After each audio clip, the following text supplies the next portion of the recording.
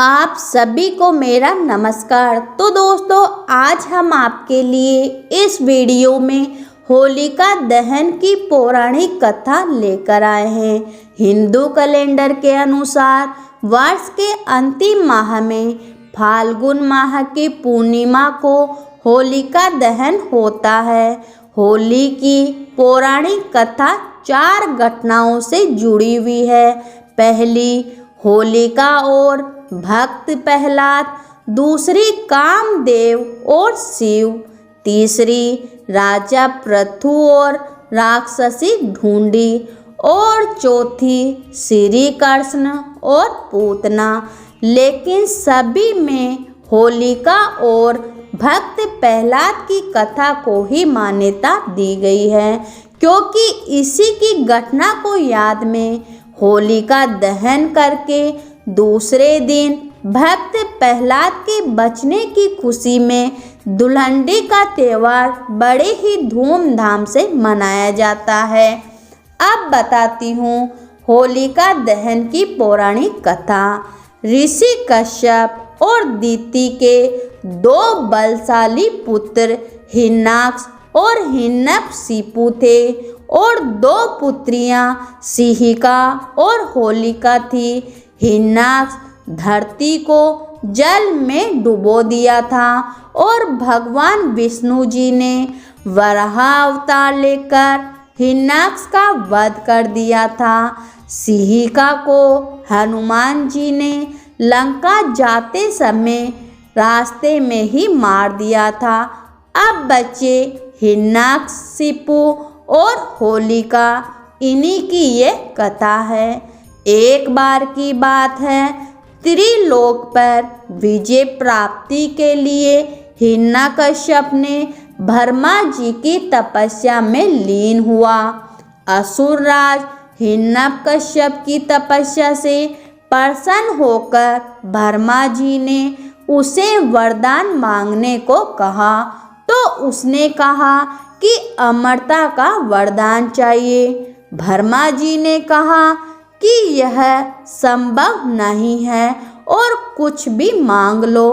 तो उसने कहा कि आपके बनाए किसी प्राणी, मनुष्य, पशु, देवता, दैत्य, नागादि किसी से मेरी मृत्यु न हो। मैं समस्त प्राणियों पर राज्य करूं।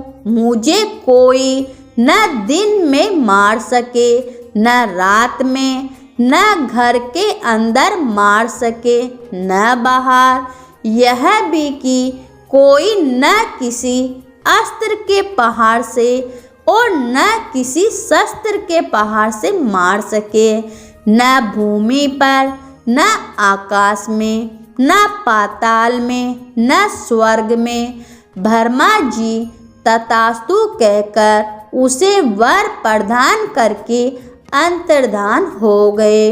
हिरण्यकश्यप जब तपस्या में लीन था, तब उसी दौरान देवों ने असुरों पर आक्रमण कर उन्हें परास्त कर दिया और देवराज इंद्र हिरण्यकश्यप की गर्भिणी पत्नी कयाधु को बंदी बनाकर ले गए थे। परंतु बीच रास्ते में ही उनकी मुलाकात देवर्षि नारद से हुई। नारद जी ने इंद्र को उपदेश दिया कि आप ये पाप कर रहे हैं। उपदेश सुनकर इंद्र हिरण्यकश्यप की पत्नी कयाधु को महर्षि के आश्रम में छोड़कर स्वयं देवलोक चले गए। गर्भवती कयाधु को नारद जी ने विष्णु भक्ति और भागवत तत्व से अवगत कराया। यह ज्ञान गर्भ में पल रहे पुत्र प्रहलाद ने भी प्राप्त किया। इधर हिरण्यकश्यप जब लौटा तो इस वरदान ने उसके भीतर अजर अमर होने का भाव उत्पन्न कर दिया। इसके चलते उसने धरती पर अत्याचार करना शुरू कर दिया। उसने देवों को अपना दास बनाया। ऋषि मुनियों व भगवत भक्तों को तंग करने लगा, यज्ञों को नष्ट भ्रष्ट करने लगा। उसने आदेश दिया कि उसके राज्य में किसी भी देवता की पूजा नहीं होगी। उसने कहा कि हिन्नाय नमः के अतिरिक्त अन्य किसी भी मंत्र का उच्चारण नहीं किया जाएगा। पूरे राज्य में स्वयं उसी की पूजा ही की जाएगी, अन्य किसी की भी नहीं। जो ऐसा नहीं करे उसे वह मार दिया जाएगा। उचित समय पर बाद में प्रहलाद का जन्म हुआ तो राज्य में खुशियां मनाई गई। हिरण्यकश्यप के 4 पुत्र थे, अनुहलाद, हलाद, भक्त प्रहलाद और सहहलाद। प्रहलाद का उपनयन में संस्कार करके उसे गुरुकुल भेजा गया। कुछ समय बाद हिरण्यकश्यप को यह जानने की उत्सुकता हुई कि गुरुकुल में मेरे पुत्र क्या सीख रहे हैं। उसने प्रहलाद को बुलाकर पूछा, तुमने गुरुकुल में क्या सीखा? प्रहलाद ने कहा, भगवान विष्णु जी की नवविधि भक्ति सीखी है।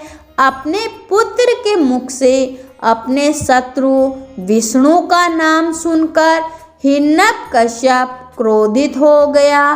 कई बार समझाने पर भी प्रहलाद ने विष्णु जी की पूजा पाठ बंद नहीं की, तो इससे क्रोधित होकर हिरण्यकश्यप ने अपने गुरु को बुलाकर कहा कि ऐसा कुछ करो कि यह विष्णु का नाम रटना बंद कर दे। गुरु ने बहुत कोशिश की किंतु वे असफल रहे। तब असुर राज ने अपने पुत्र की हत्या करने का आदेश दिया। सैनिकों द्वारा उसे विष दिया गया, उस पर तलवार से प्रहार किया गया, विषधरों के सामने उसे छोड़ा गया, हाथियों के पैरों तले कुचलवाना चाहा, पर्वत से नीचे फेंकवाया, लेकिन श्री हरि विष्णु की कृपा से प्रहलाद का बाल भी बाका नहीं हुआ। फाल्गुन शुक्ल सप्तमी को प्रहलाद को बंदी बनाकर पूरे 8 दिन तक त्रास दिया गया।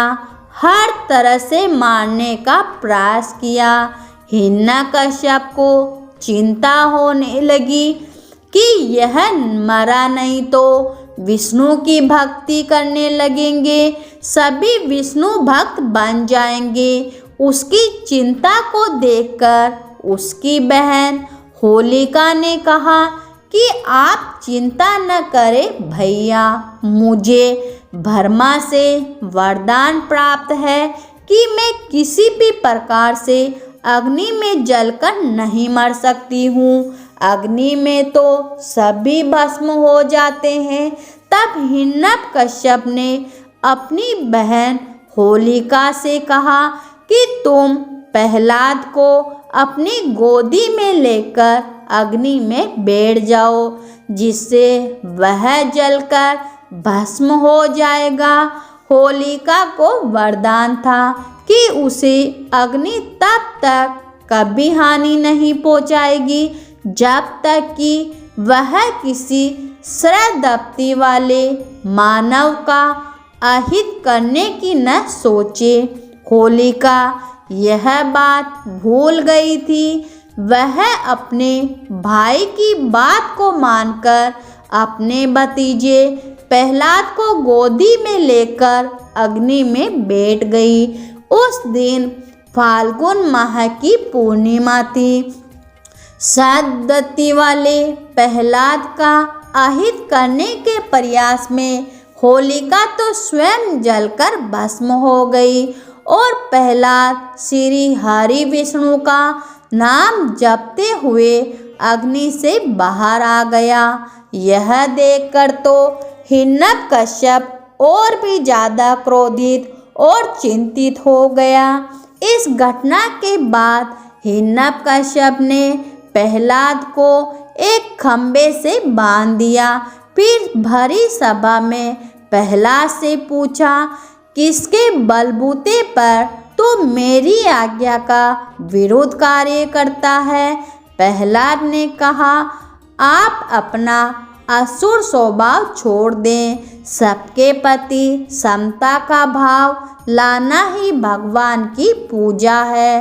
हिरण्यकश्यप ने क्रोध में कहा कि तू मेरे सिवा किसी और को जगत का स्वामी बताता है।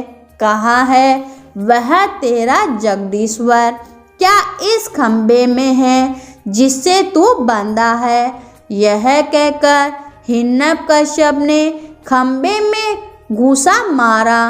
तभी खंबा भयंकर आवाज करते हुए फट गया और उसमें से एक भयंकर डरावना रूप प्रकट हुआ, जिसका सिर सिंह का और धड़ मनुष्य का, पीली आंखें, बड़े बड़े नाखून, विकराल चेहरा और तलवार सी लपलपाती जीभ, यही नरसिंह अवतार थे। उन्होंने तेजी से हिरण्यकश्यप को पकड़ लिया और संध्या की वेला में, न दिन में न रात में, सभा की दहली पर न बाहर न भीतर अपनी जांघों पर रखकर न भूमि न आकाश अपने नखों से, न अस्त्र न शस्त्र, उसका कलेजा फाड़ डाला।